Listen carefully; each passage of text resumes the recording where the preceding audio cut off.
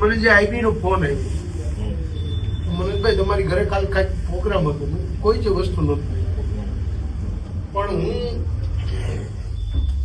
મારે આવી એક માનતા હતી એટલે મારા સંબંધી બધા આવ્યા તો કે તમારે અમને જાણ કરવી છે. મેં કીધું પણ આમાં જાણ કરવા જેવું કોઈ મારો પ્રસંગ નહોતો કે કોઈ પાર્ટી લેવલનું કાર્ય નહોતું, છતાં હવે એની યારે થોડીક ડિસેબલ કરીને છતાંય કીધું હું તમે કીધું તો આવી જાણ કરતા. મને ખબર નહોતી કે આવી કોઈ વસ્તુ હોય કે આપણે કોઈ માનતા હોય ને 2 જણાને જવું હોય ને આપણે એને જાણ કરવી પડે.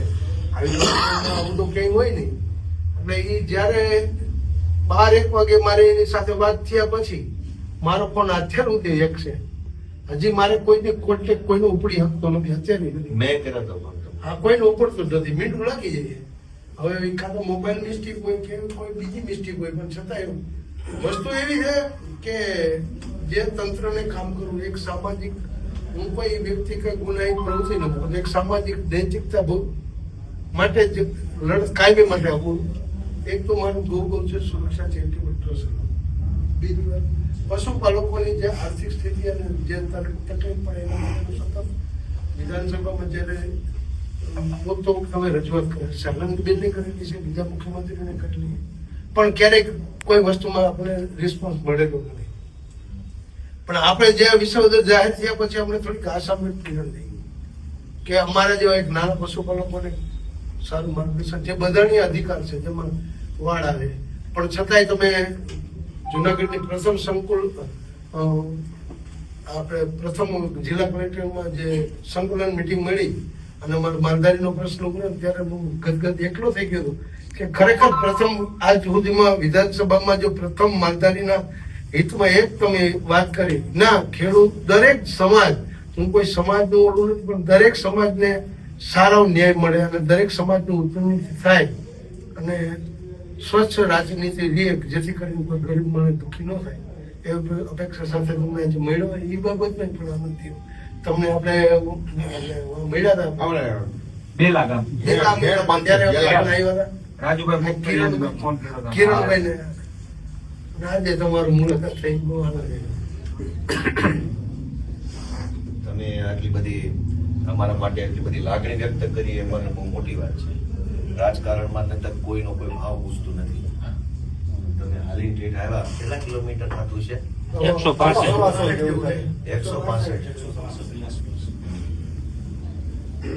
165 કિલોમીટર હાલીને આવ્યા એટલે બહુ મારા માટે મોટી વાત છે. મારી જવાબદારી વધી ગઈ ગણાય.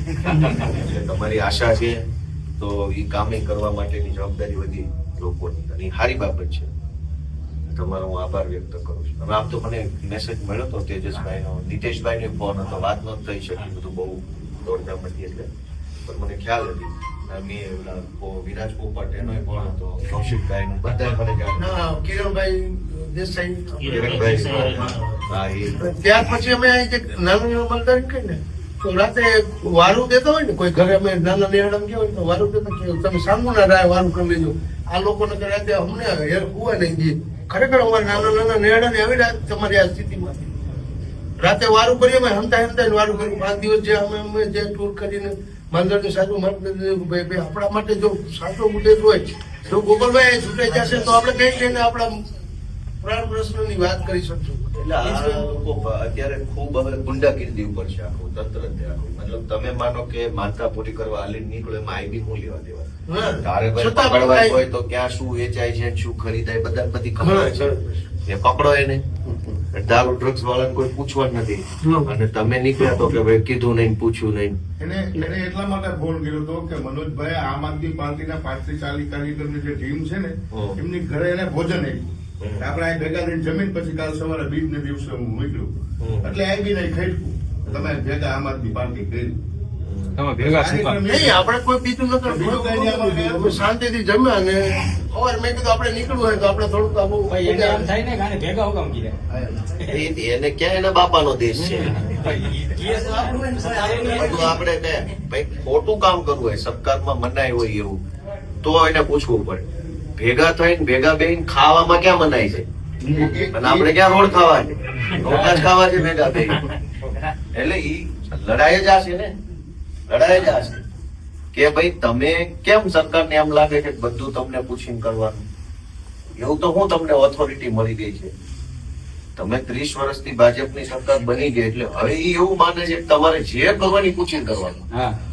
જે એવું ન હોય ને, અમુક કામ હોય સરકારને પૂછીને કરવાના, પછી બાકી તો માણસ પોતાની મજા આવી કરે, બીજાને નડતો ન હોય એવું બધું કામ કરી શકાય.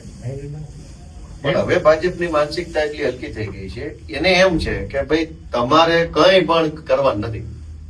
હજુ તો એવા દિવસ આવશે ખેતરમાં હું વાવવું ઈ નક્કી કરશે, છોકરા ક્યાં પવડાવવા ઈ તે સરકાર નક્કી કરશે. આ તો એવી વાત થઈ.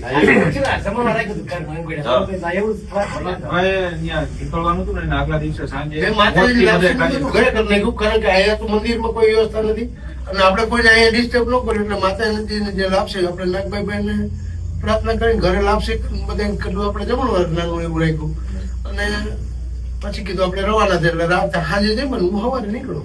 બીજું કે ગોપાલભાઈ, કોટડા સાંગણી તાલુકાની લગભગ આખી ટીમ છે હાજરમાં અહીંયા. અમારા જિલ્લા પ્રમુખ છે, અમારા તાલુકા પ્રમુખ ધર્મેશભાઈ સોરઠિયા છે, નીતેશભાઈ, યોગેશભાઈ, પાપભાઈ બધા, અને આખી ટીમ બધી તમને એક આમંત્રણ આપીએ છીએ કે અમારા ટાઈમે તમે અમને જયારે પણ સમય આપશો ત્યારે અમારે કોટડામાં એક તમારી બહુ મોટી જાહેર સભા કરવાની અમારી ઈચ્છા છે, કોટડા સાંગણી પ્રોપરમાં. તો તમે જયારે પણ અમને સમય આપો ત્યારે અમે સભા કરવા ત્યાંના માટે મતદારોની ઈચ્છા. ત્યાંના અમે મતદારો- આગેવાનો છે, મતદારોની ઈચ્છા. ગમે એને વાત કરીને તરત ગોપાલભાઈ બોલાવો. હા, બસ. એમ જ.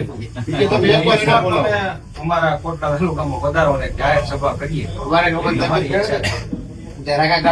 ગોપાલભાઈ ક્યાંથી પોટલા આવે છે? હા. અમે એના ગામમાં ઓલી કિસાન ન્યાય પંચાયતની બેઠક કરી ને ત્યારે એવું મને કીધું. એ તો આવી જશે, સમય થાય એટલે આવી જાય. મેં એને એવું આશ્વાસન આપ્યું. તમને આવવાનું હોય. મનોજભાઈ ગામમાં આવજો. એ અમારું કોટડા જ છે. અમારા ગામમાં થોડી જ પોટલા. ઈ મને ખબર છે, પણ તમે પ્રોપર કોટડા હા. તમારા ઘરે જ આવીએ.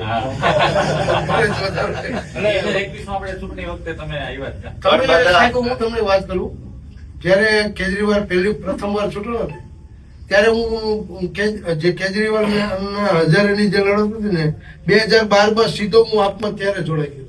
ત્યાં સભ્યપદ અમદાવાદ લઈ લીધું. ત્યાર પછી ભાજપના જે વિચારો છે એ વિચારથી કાયમી માટે અંતરથી નફરત આવે. નરેન્દ્ર મોદીની પ્રથમ સભા અમારી માલધારીની જુનાગઢમાં કરી મુખ્યમંત્રી બન્યા પછી, અને ત્યારે એવું કર્યું કે વાઇબ્રન્ટ ગુજરાત ને ગ્લોબલ ગુજરાત ની આખી એક પોલી કરીને ભરવાડને કે લાકડી મૂકી દે, બોલપેન પકડો. પણ બોલપેન પકડવા જ પેલા સડીનો વેટ નથી, એનું તો જો અમારે બોલપેન પકડી ગયા, ભણાવવા તો મળે છે. પરિસ્થિતિ ને આવું થયું અમારે માલધારીને. હવે એના જે પાગ્યા છે એ જ અમારે બરોબર ના કરી ગયું છે. અમારે એને કેમ શું કહેવાનું? એ લોકોને કાયમ બટકા બટકા નાખ્યા રાખે છે, ખાય પી મજા કરે. જે સમાજની મૂળ યોજના છે ત્યાં સુધી કોઈ બોલતા નથી. હું જે સંસ્થા, હું મહાગુજરાત મારું પોતાનું માલિક થોડો ભણેલો છું અને મારા વિચાર એને દુર્લભ છે. નૈતિકતા કોઈ દી ગુમાવી નથી, કોઈની 1 રૂપિયા ખોટી પાઈની કોઈ દી આશા રાખી નથી. કાયમ મહેનત કરવાની છે. તમારું માજે છે ને એ ગાયું સારે, હું ખેતી કરું છું અને આનંદ કરી. ભગવાને ઘણું દીધું અને જે દીધું છે નીતિમત્તાનું, અને કાયમ નીતિમત્તાથી જીવવું હોય. પણ અનૈતિક સામે લડવું છે એવું પાવરથી જ લડવાનું છે. એમાં કોઈ રાકા જેવું કોઈને લડવું જે કઈ સંગઠિત અમે લડું છું, કાયમી મારી રજૂઆત હોય વિધાનસભામાં હોય. આનંદીબેન આવી તમારી જેમ બેઠો ને એવી રીતે એક મીટિંગ કરી હતી, વખતો વખત આપણે રજૂઆત કરી હતી. અને સરકાર જે મૂળ જે બંધારણીય અધિકારો છે એ છીનવી અને લુપ્ત કરી અને આપણા બંધારણ અધિકારથી આપણને કેમ આ લોકો નાસીપાસ કરી અને અવરી લાઈન અત્યારે ભાજપ સરકાર 100 જીસીબી ભરવાડને દો એટલે ગૌસર ખેડીને ખાઈ જાય, એટલે પછી ભરવાડને ગુનેગાર કરીને બધે દોરીને કરી દેવાના. ખનીજો ચોરવામાં અમારા સમાજને મોર કરે, 200 જીસીબી દીએ વગર પૈસે. ઓલા ઓહો સરકાર આપણી માં દયા કરી, પણ તમારી ગા છીની લીધી, તમારી માં જે હારું હતું લઈ લીધું. તમારી પાસે રહ્યું અમદાવાદમાં ગાયું પકડે, બહારથી પકડે, ક્યાંય ગાયું રહેવાનું નથી. જે ખરેખર અમારો વ્યવસાય છે એ રાષ્ટ્રની ઉત્થાન માટે કોઈને નકળે. ખેતી અને પશુપાલક વ્યવસાય છે ને રાષ્ટ્રનો બે પાયાના પ્રશ્ન. ખેતી હોય અને પશુપાલન હોય એટલે ભારત સમૃદ્ધ જ છે, પણ આ સમૃદ્ધિને હણવાનું જ કામ આને કહ્યું, બીજું સિવાય કઈ નહીં. એટલે આ વાત આપણે કાયમી ખટકે, એટલે કાયમી આના વિચારથી આપણે વિરુદ્ધ હાલી અને તમારા જેવા સારા કાર્યકરો આવે ને ગુજરાતનું ઉત્થાન કરે એવી ભાવના સાથે આપણે બધા ભેગા મળીને માતાજીના આશીર્વાદથી કરશું કઈ પ્રયત્ન. કેમ કે એ તમે જેવું માનો છો એવું હું માનું. ખેતી પશુપાલન બાબતે એ આપણું આમ પોતાનું છે. એ પોતાનું એમાં કાંઈક આમ તેમ અને રાષ્ટ્રને આરોગ્ય મળે. આ અત્યારે ભેળસેળિયા દૂધ અત્યારે બજારમાં પડવા માંડ્યા. વસ્તુ શું છે, મૂળ દૂધનો ભાવ નથી. હવે ડેરીમાં જે મેળા અનાજ પાકી બી ગયા છે, અત્યારે પોઝિશન એવી છે હવે કે દૂધ અમે દેવા જઈએ આપણે 30 રૂપિયા લઈએ, બિસ્લરી 20 રૂપિયાની બોટલ આવે.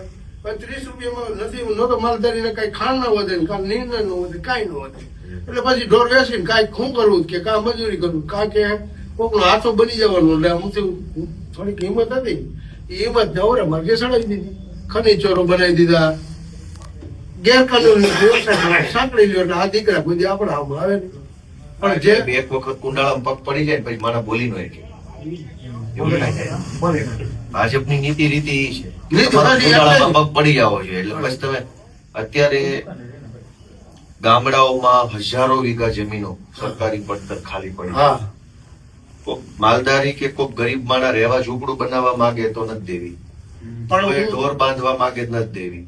માથા ભારે માણસો ખોદરીને ખાઈ જાય તો કોઈ વાંધો નથી. સાહેબ મારું હું વાત કરું, મેં ગૌચર જયારે લડત ઉપાડી ને મારા કોટડામાં, મારું મકાન પાકું હતું, બજારમાં પાણી નાખ્યું. હું 12 મહિના હું ઝૂંપડામાં રહ્યો છું. 12 મહિના ઝૂંપડામાં રહીને અત્યારે ભગવાન આપણી નીતિ હતી સૌથી આવશ્યક બનાવી દે. નીતિ કાયમી તો કોઈ સમય રહેતો નથી ને. એને ખબર પડે કે આને આમ ટાચમાં લ્યો, મારું જ મકાન પર નહીં. આજે એજી ખંડેર બોલ્યું છે ને એને કાંઈ ઉપયોગમાં ન કર્યું, કાંઈ ન કર્યું. પણ ટૂંકમાં માનસિક ત્રાસ આપવો હોય એટલે જેથી કરીને કરે. અત્યારે મારા વ્યવસાય કે હું કાંઈ જે કાંઈ કરતો હું, પણ હું કોઈ ન તો નિર્વ્યસની છું. મારે આજે કોઈ વ્યસન નથી. મારી આવું ભાઈ નિર્વ્યસની છું. કોઈ યારે ખોટી બેઠક નથી, કોઈ જીવન શૈલી ખોટી નથી. સત્ય અને નિષ્ઠાથી કાયમ જીવવું હોય જીવવા દઈએ એટલે આનંદ કરવો. સત્ય ધારતે પૃથ્વી, સત્ય તપે રવિ, સત્ય બહે તો વાયુ રત્ન સર્વ સત્ય. એટલે તમારા જેવા સત્ય કાર્યકરો રહેશે તો મજા આવશે. ખૂબ આભાર તમારો મનોજભાઈ, તમે આટલી તકલીફ વેઠી અમારા માટે. તકલીફ તમારા માટે નથી, અમારા માટે કે આવી યુવા પેઢી ઉભી થાય એવી આવે અપેક્ષા સાથે આપણી પૂરી કોશિશ કરીએ છીએ એમાં કઈ કોશિશ. અને સાહેબ અમારા કોટડા તાલુકાની 2 નંબર સીટને ઈ તો કાંઈ કરવું ભાઈ સાહેબ, હવે ચૂંટણી ઠીક છે. ના મારા બાપલિયા રહેવા દ્યો. અને મને તો એવું લાગે આટલી મજબૂત ટીમ છે, આખા તાલુકામાં પરિણામ આવશે. મને તો એવું લાગે જોશ જ એવડો મોટો. ત્યારે અમારા 42 ગામમાં એમ કે છે કે વિસાવદર વાળી સિવાય વાત નહીં. ફરી વળો બધા ગામમાં જઈને લોકોને અત્યારથી પડી લેશો ને.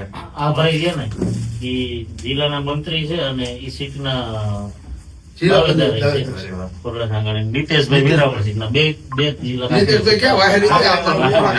આમ શ્રી અમારા ઈ બાબત એ બાપુ એને 2020 માં આવ્યો ત્યારે સૌથી પહેલા ઈ જ મને લઈ ગયા ગામમાં ફેરવવા. આપણે બોલું ગાય મેં જયદીપભાઈ બે ભાઈ રેલી બેલી કાઢી છે. જીપ કાઢી. ભાજપ જોડાણા તારી લઈને વસ્તાને હા, રાખી બોલાવી. યાદ છે યાદ છે. તો તમે બધા કઈક કરશો કે સારું એવું લાગે જ મને તો આ હરખ જોતા બધાનો.